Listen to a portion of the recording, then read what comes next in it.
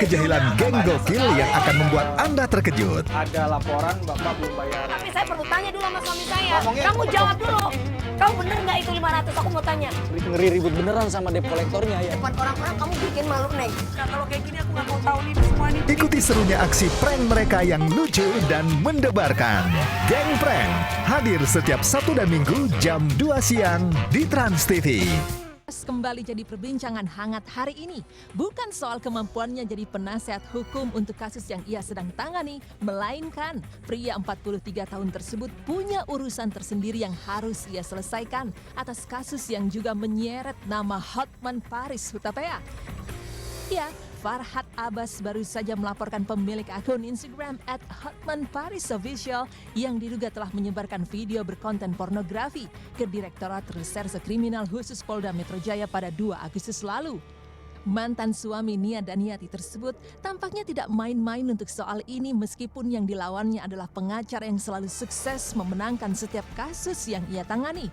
Yang dilaporkan Farhad adalah 2 bukti yakni tangkapan layar video asusila hingga foto-foto serta saksi-saksi yang telah disiapkan olehnya yang dirasa Farhad adalah bukti yang cukup kuat untuk membawa kasus ini lebih dalam lagi.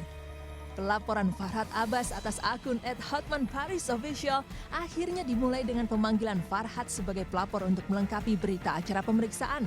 Kemarin sekitar pukul 5 sore, pria dengan predikat pengacara kontroversial versi warganet itu datang ke Polda Metro Jaya untuk menjawab semua pertanyaan yang datang dari penyidik. Saat matahari terbenam, batang hidung Farhad Abbas akhirnya terlihat sekitar pukul 10 malam. Kepada pewarta yang menunggunya dengan setia, Farhad menjelaskan apa saja poin penting yang ditanyakan oleh pihak kepolisian kepadanya. Hari ini saya diperiksa sebagai saksi ya. Saksi pelapor, korban, dan 18 pertanyaan dari penyidik. Dan memang awalnya kan laporan kita kan ke pemilik akun ya. Tapi yang memiliki itu kan yang sudah diverifikasi itu kan yaitu pengacara tersebut. Jadi sudah langsung menyebutkan nama, kemudian ditanya sejak kapan mengenal, sudah kurang lebih 15 tahun yang lalu. Apakah yakin? Ya, jadi dilihat memang masalah conteng biru dan putih gitu. Verifikasinya. Ya, memang kalau dibuka itu untuk direkam itu birunya nggak ada, tapi tetap akun yang sama. Bukti-bukti kita serahkan, capture dan videonya, kemudian saksi,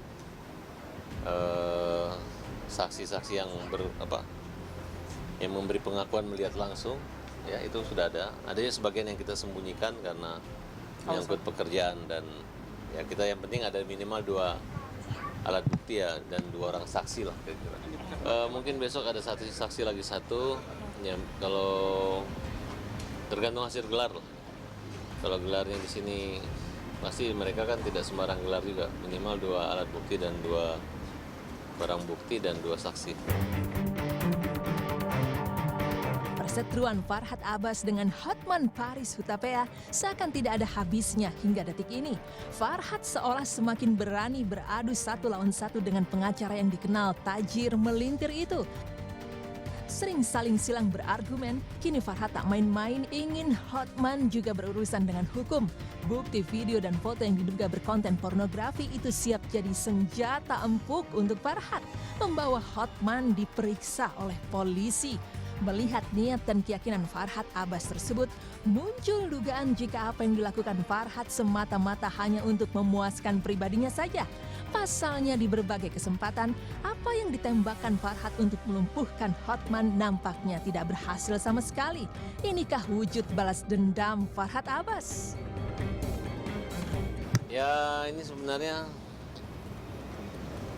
siapa saja yang melakukan perbuatan menyebar video porno, video penyebaran itu selalu dilaporkan gitu. Terlapor saat ini juga ketika berhadapan dengan kita juga melaporkan masalah ikan asin ya. Nah, jadi itu boleh-boleh saja gitu.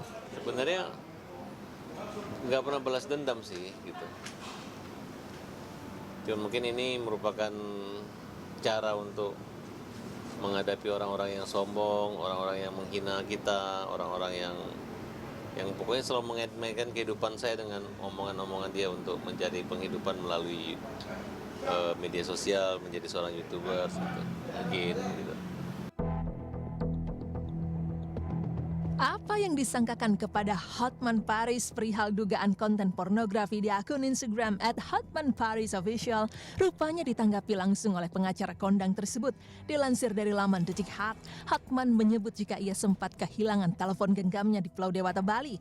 Kehilangan atas barang tersebut langsung dilaporkan oleh Hotman ke kantor polisi terdekat dan disertai dengan bukti pelaporannya pada tanggal 27 Juli lalu. Sementara video yang diduga mengandung konten pornografi ini diunggah sehari setelahnya. Hotman sendiri mengaku tidak mengetahui adanya video tersebut di laman Instagram pribadinya. Mendengar komentar dari Hotman, Farhad pun bersuara. Menurut Farhad, pengacara virus itu menggunakan taktik atau strategi yang sama dengan kliennya Pablo Benua ketika kasus ikan asin jadi sorotan dan perbincangan. Kala itu Pablo Benua sempat melaporkan kehilangan kamera di Polres Bogor. Kamera tersebut sempat digunakan untuk merekam vlog ini. Hal yang kurang lebih sama dengan pernyataan Hotman perihal telepon genggamnya yang hilang di Bali. Karena jurus yang dilakukan mereka itu sama dengan jurus yang dilakukan oleh Pablo gitu. Ada bentuk laporan kehilangan dan polisi punya cara untuk mengetahui kapan itu terjadi, mana lebih duluan hilang handphonenya atau uploadnya gitu. Nah, kalaupun itu memang susah dibuktikan atau bagaimana, yang penting yang punya penanggung jawab terhadap akun Instagram itu siapa dan orangnya siapa. Sudah jelas kan yang punya akun Instagram, mau dia beralasan nomor handphone anaknya yang bikin orang lain, tetap aja yang kena verifikasi itu adalah nama orang yang saat ini memiliki 2 acara TV di dua TV swasta. Kita ini menjadi contoh dan perjuangan kita ya untuk orang-orang yang biasa aja menyebarkan konten porno asusila itu dihukum berat, apalagi orang-orang yang terkenal gitu. Minta juga Pak Presiden, Ibu Presiden, Pak Kapolri untuk memperhatikan ini ya, mengawasi jajarannya, dan saya yakin Polda Metro Jaya profesional ya, nggak pandang bulu gitu.